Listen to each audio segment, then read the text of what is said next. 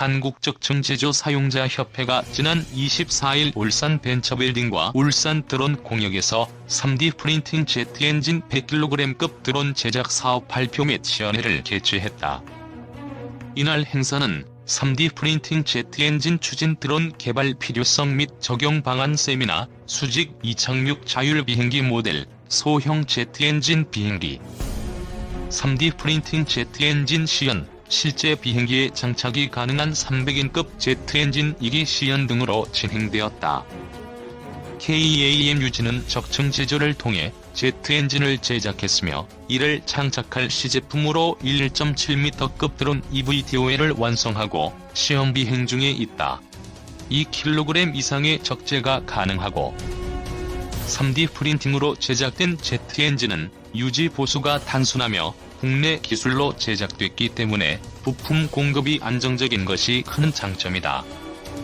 KAM 유지는 3D 프린팅 제트 엔진 추진 드론을 상용화하기 위해 이번 설명회에서 스마트 모빌리티, 에어택시, 의류품 수송 등이 가능한 프로젝트 추진을 제안했다.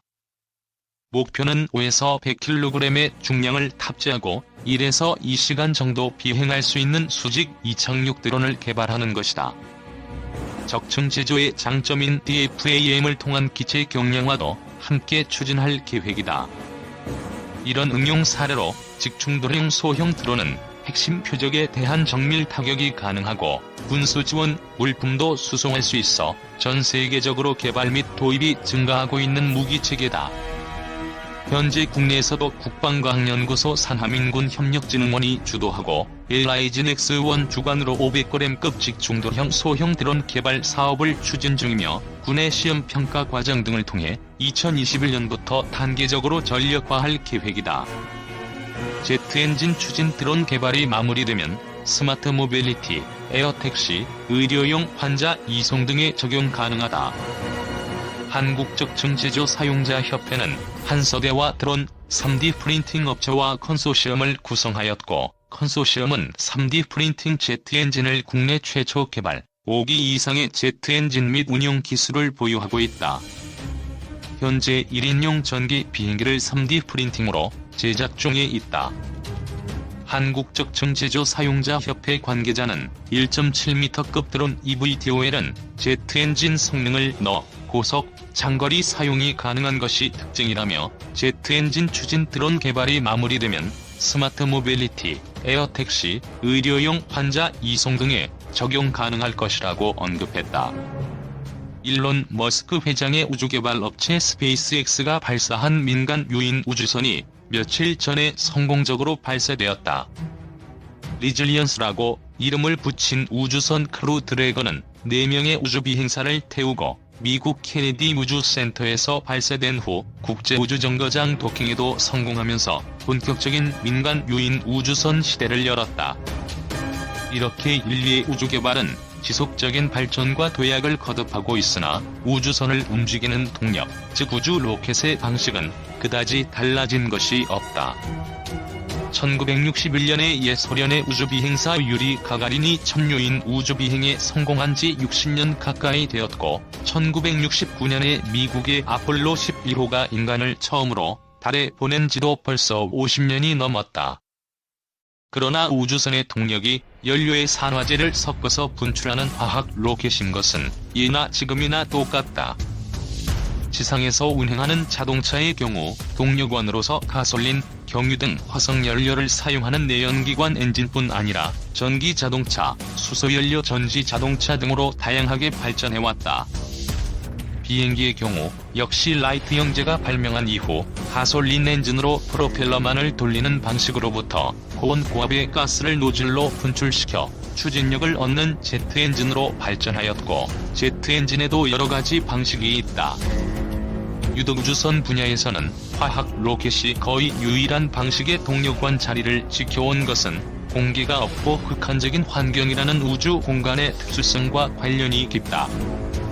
하늘 또는 우주 공간을 날아간다는 점에서 비행기와 우주선은 비슷한 점이 많고 또한 비행기의 제트 엔진 역시 연료가스를 분출시켜 그 반작용으로 움직인다는 데에서 우주선의 화학 로켓 엔진과 유사한 면이 있다. 그러나 비행기와 우주선 엔진의 근본적인 차이점은 바로 산소의 유무에 있다.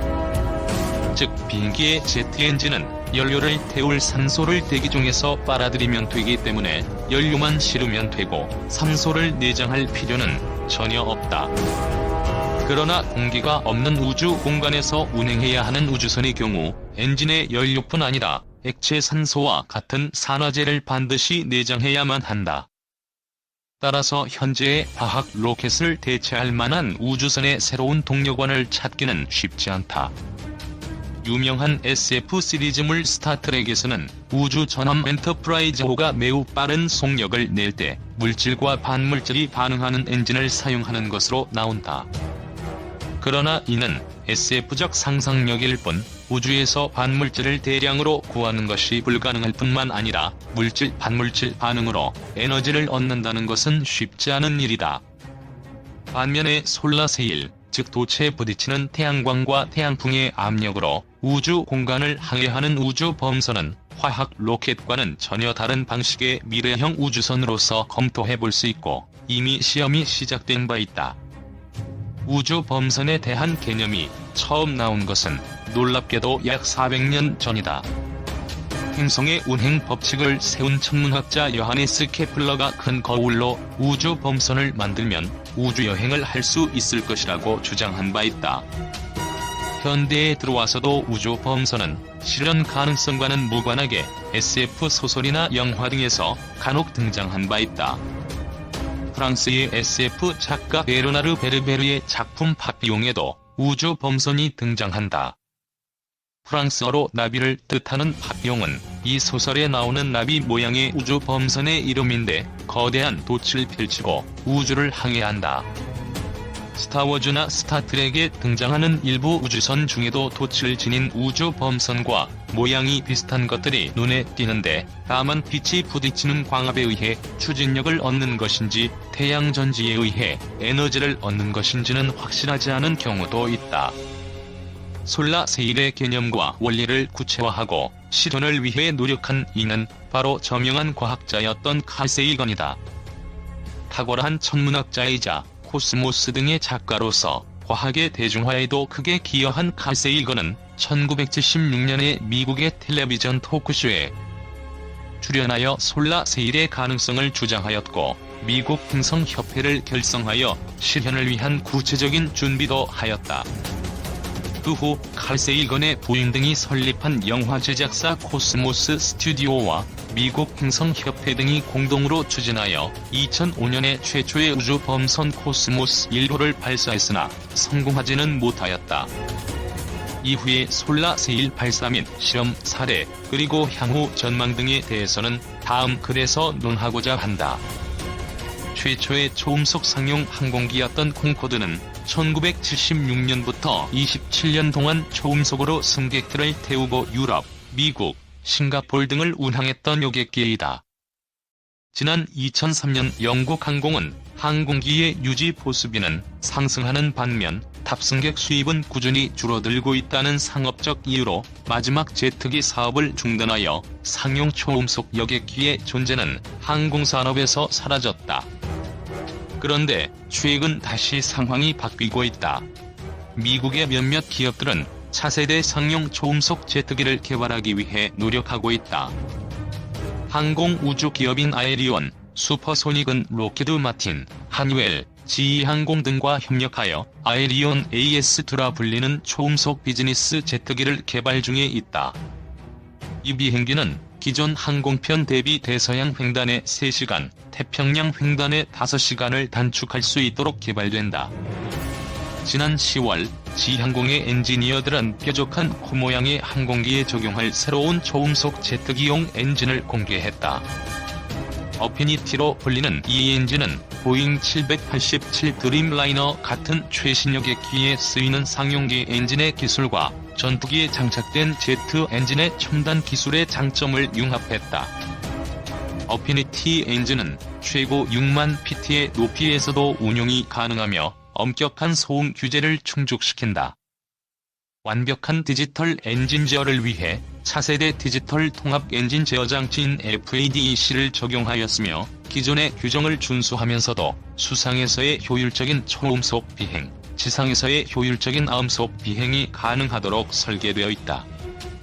일반적으로 초음속으로 비행하게 되면 손익붐이라는 충격파 굉음이 발생한다.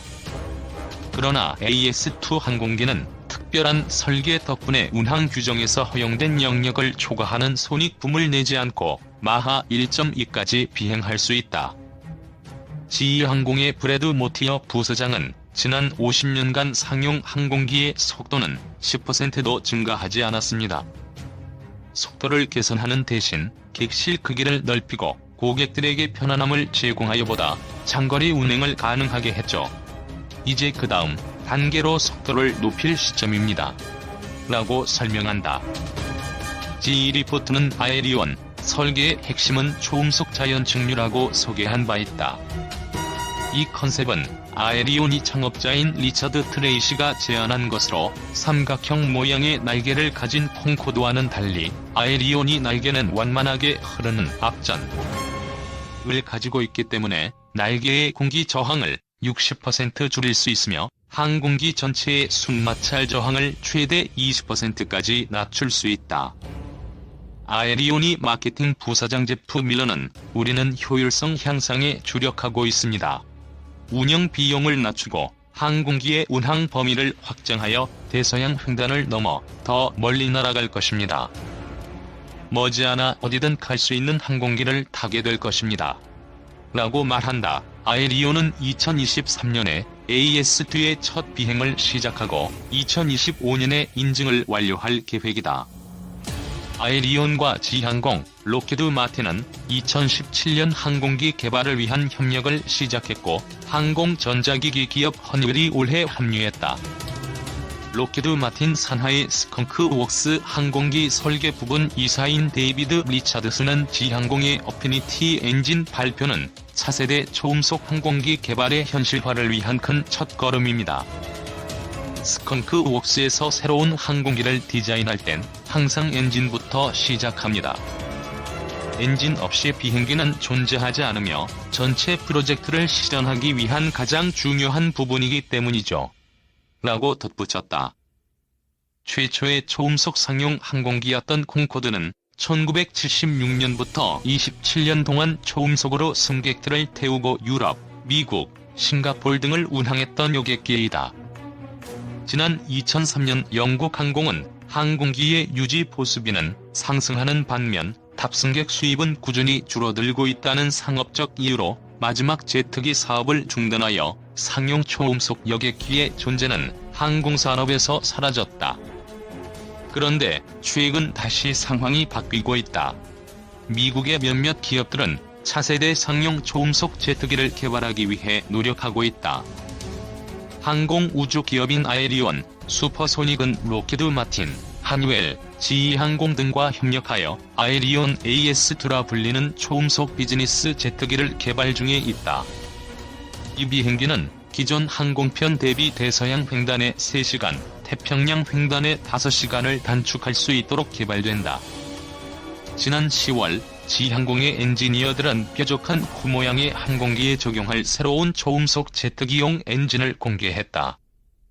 어피니티로 불리는 이 엔진은 보잉 787 드림라이너 같은 최신 여객기에 쓰이는 상용기 엔진의 기술과 전투기에 장착된 제트 엔진의 첨단 기술의 장점을 융합했다.